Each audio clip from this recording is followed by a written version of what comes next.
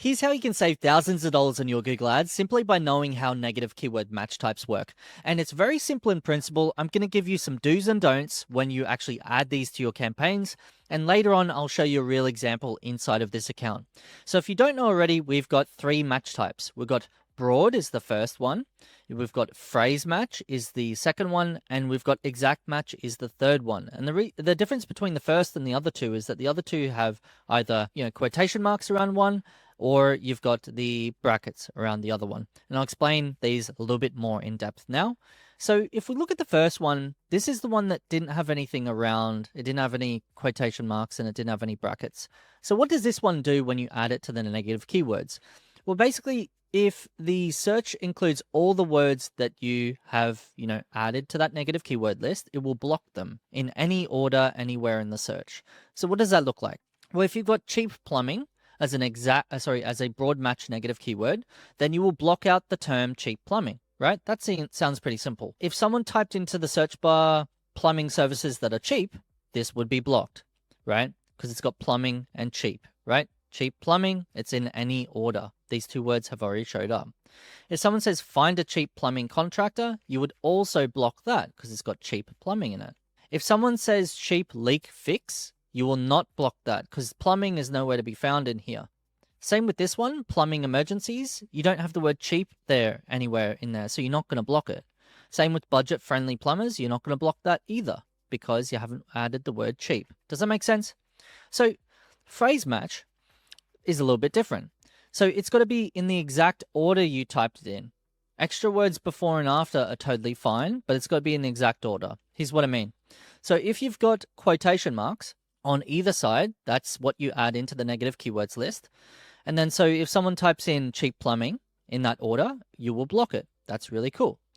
If you look at affordable cheap plumbing for apartments, cheap plumbing just here is in there, so it will block. Who offers cheap plumbing, right? You can already guess that one. Now, this other one, cheap plumber in my area, this will not be blocked simply because cheap plumbing, right, is not mentioned. The word plumbing, even though plumber is mentioned. If we look at plumbing that's cheap and fast, that will not be blocked either. Even though both words are mentioned, it's not in the exact order like this, so it won't be blocked. If we look at best plumbers in Brisbane, that will not be blocked either because you don't have cheap in there, right? And you don't have cheap plumbing in Brisbane. Okay, and then you've got your exact match. This is the final one.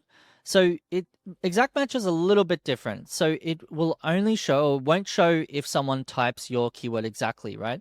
So if you use in brackets, cheap plumbing, right? Then of course you'll block cheap plumbing. That was the obvious one. But if someone's typing in all these other words like near me, services, like you've got cheap plumbing in both of them, but you've got these extra words in here, so these will not be blocked, right? And so it's only whenever someone actually types in the word cheap plumbing.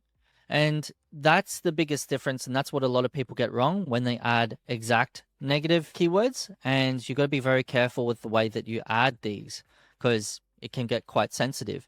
In my opinion, I prefer to lean towards broad match. That way that I can add a certain word that I don't want. So I'll give you an example. It might actually be easier for me to demonstrate inside of the account.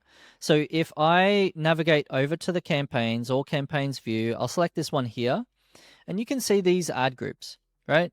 And you can imagine these ad groups, this one here, it's emergency plumber, etc. And you can see how these would overlap with each other. What's the defining kind of like keyword here? Well, it's the location. This one's Aspley, this one's Chermside, this one's Kenmore, this one's New Farm. So what would you do in order to stop these from overlapping with each other? Because you don't want these to overlap. My first suggestion would be to separate them inside their own campaigns and target the exact suburb with like emergency plumber near me and emergency plumber Kenmore. That way the locations are separated from each other by default. But if you had a really, really tight budget, then the next option is to do this. So let's say, for example, we've got these two keywords that we're bidding on, emergency plumber Aspley, 24/7 plumber Aspley. If we go back and we go to this one, well, this one here, and this one here, and this one here, and this one here, well, all of them, they all need to include the word Aspley as a broad match negative keyword so that they do not compete against the Asply one. Okay, so I would go in this one, for example, and then I go into negative keywords, and I should add a new keyword and just type Asply.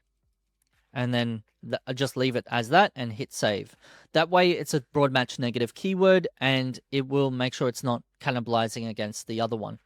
Now, as it was kind of alluring to, actually a better way to structure this campaign, since they're so close together and sometimes they could overlap simply in the nature of how a phrase match works, is that these are actually better off going in their own campaigns, targeting the local suburbs as the location, so that they're technically not overlapping in the where it's located, if that makes sense. And you would just switch location targeting to presence in only. If you did do that, if you separate them by the campaigns, then you could just use a shared budget model. And there's a shared budget. I'll do a tutorial on how to do that. But that's everything. That's how you use your negative keyword match types, and making sure that you're very, very careful in the way that you handle them. Now, sometimes you'll get a competitor, like you might have the word Reece, right? REECE, and they're a plumbing kind of manufacturer. They make toilets and all this kind of stuff in Australia. So you would ideally just add that as a broad match negative keyword, so you don't enter into anything that says this word. And that's how you would do the same thing for all your competitors. You would add, instead of, in this account, I saw a lot of negative keywords in phrase, and then you got a lot in exact. Like this one, 3 monkeys, right? I would not have that as exact.